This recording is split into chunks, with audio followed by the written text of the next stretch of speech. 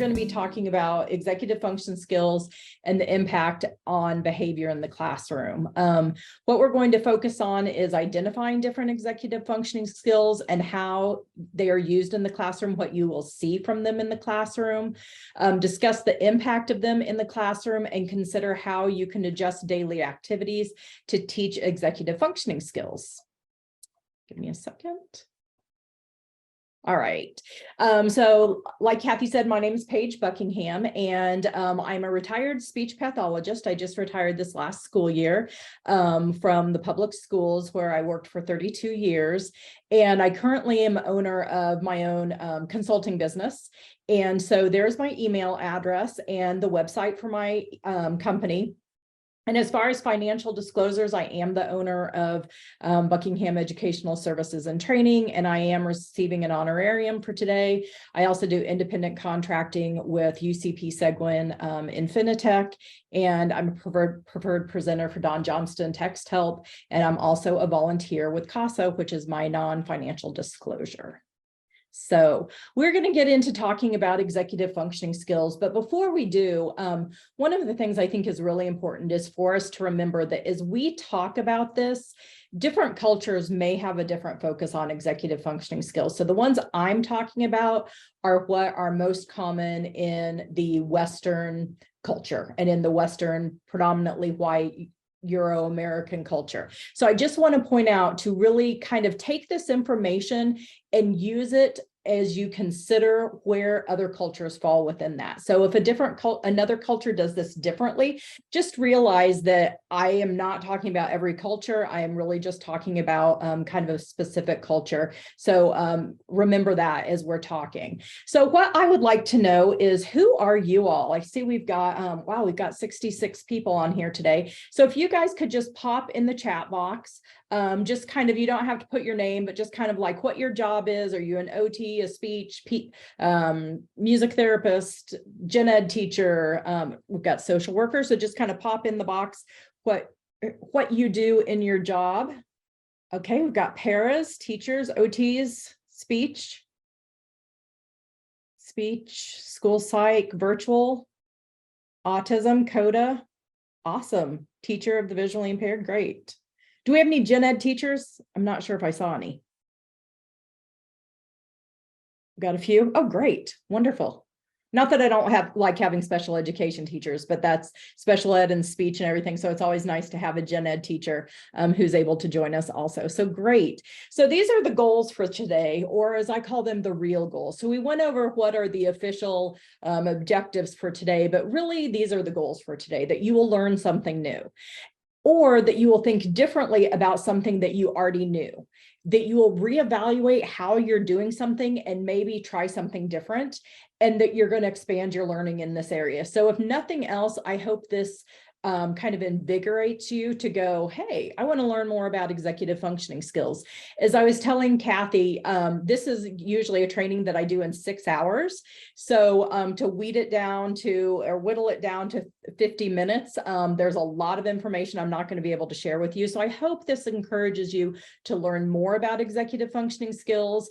And one of the big things I always want to do in trainings is give you things so that tomorrow in the classroom, you can try something new, so that you can go, hey, I'm going to try that strategy that Paige gave us. So I'm going to give you lots of strategies. I kind of change things up to really do a focus on strategies as we get going in this.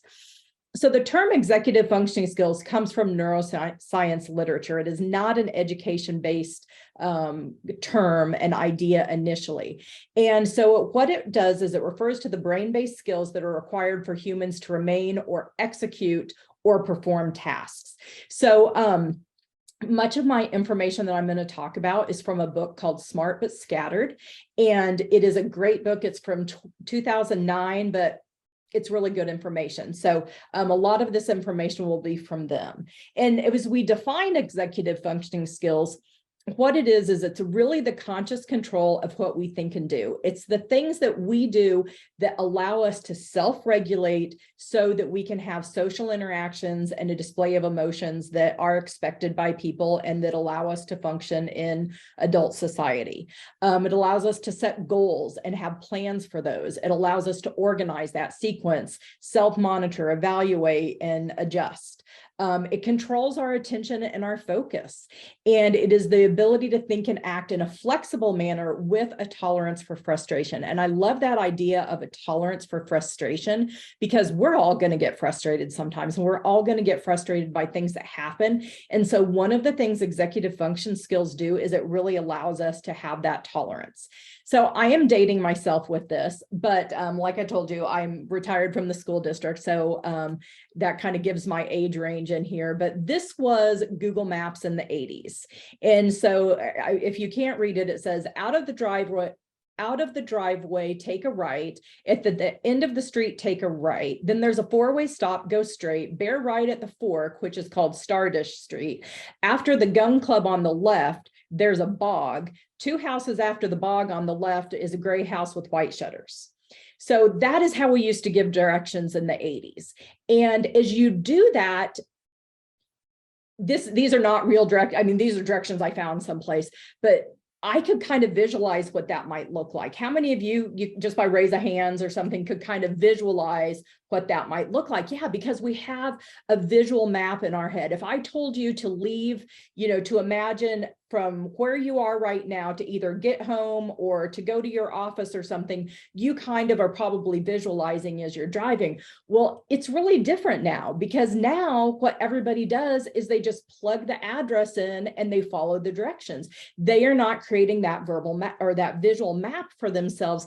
And that really does impact our executive functioning skills, because if you just follow and don't have a visual plan in place, you really kind of don't know where you are all the time. I know I was traveling in Illinois and just plugged the information in from the airport I was driving from. And I was like, if I got lost, I would have no idea, kind of how to get back to a highway or where I needed to go, because I didn't have that visual map.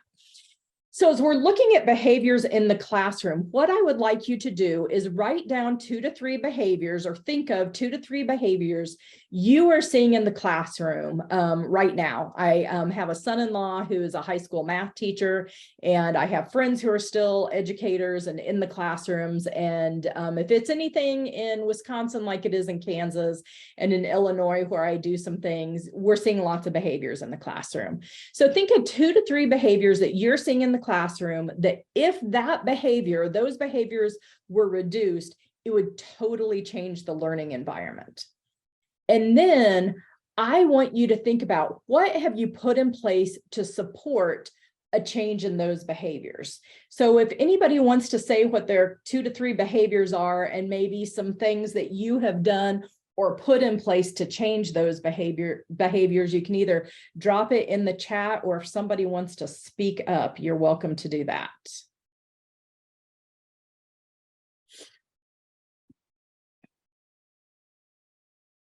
Aggression, escape, refusal, running out of the room. Okay. And Stephanie, have you put anything in place that you've seen has been supportive of that? Distractions, cell phones, late to class, disrespectful language. Yeah, that's what I'm hearing from gen ed teachers a lot. And lack of materials. I hear kids don't show up with their materials. So what are some things you may have put in place to support a change in these behaviors, or have you tried some things? And again, doesn't mean they've worked, but have there been any supports you put in place?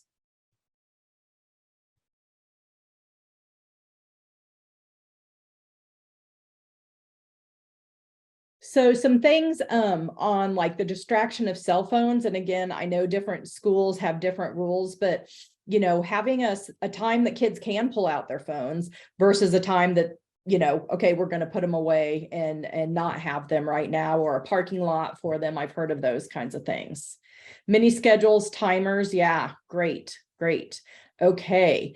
So when we're talking about executive functioning skills, this is really what weak executive functioning skills look like. And as I read through them, I bet you have a few students in your classroom that you're going, oh, I know that kid.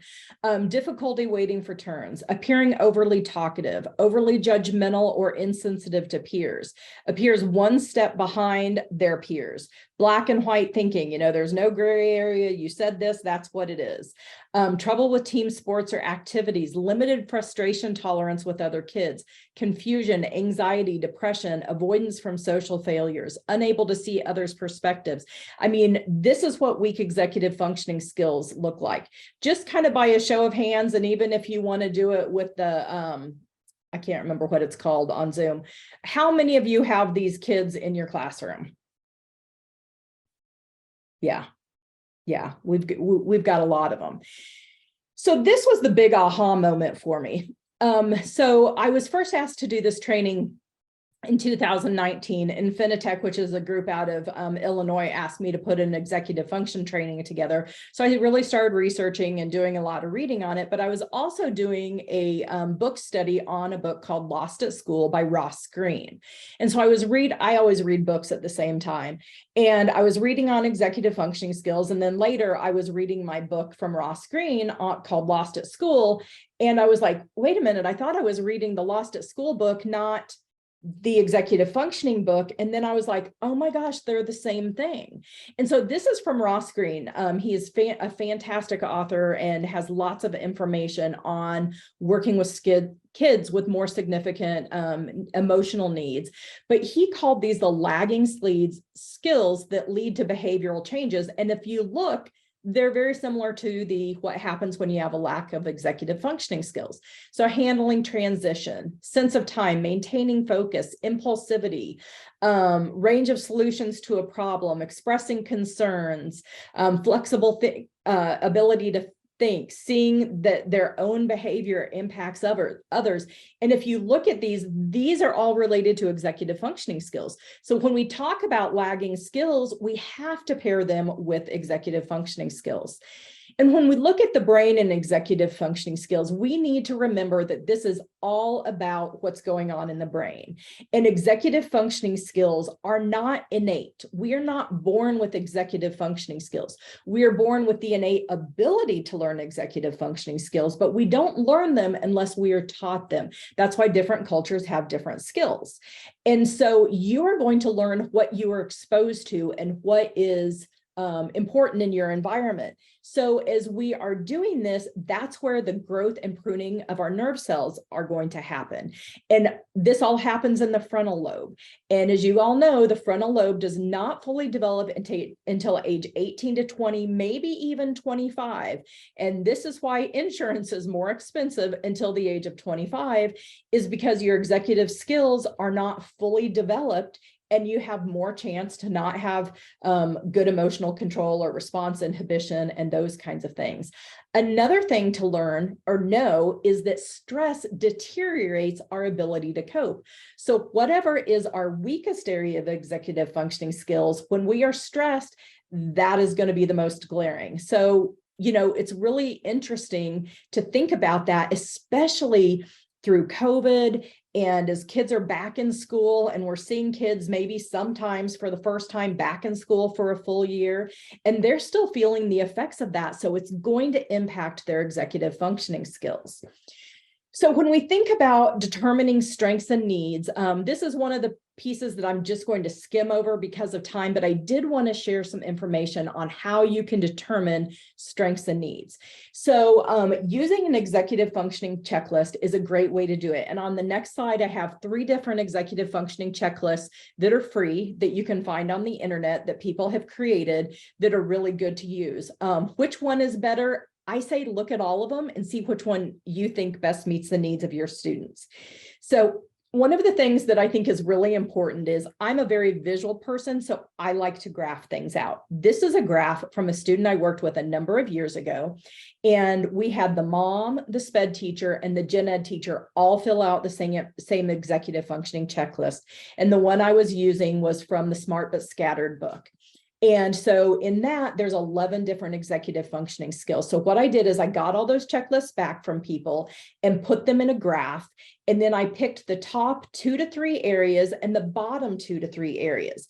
And again, when we're looking at these, it is not like if you have a 10, you have average executive functioning skills. This is all kind of based on where you are. So you may be somebody who has really strong executive functioning skills in most areas, but then has 1 or 2 that are a little bit lower, or you may be somebody or have a student who has lower executive functioning skills overall, but still is going to have 2 to 3 that are higher and a few that are lower. So we graphed this out so we could just look at it real quick and go, oh, wow. So this student had good sustained attention, task initiation, and time management, but had more difficulty with emotional control, working memory, and then metacognition. This was a student that was in mid-elementary school, so metacognition is something we weren't super worried about. So as a team, we really focused on working on emotional control for the student and working memory, because we felt if we did that, it was going to help support other areas for the student. And that's how we used the checklist. So here's 3 checklists.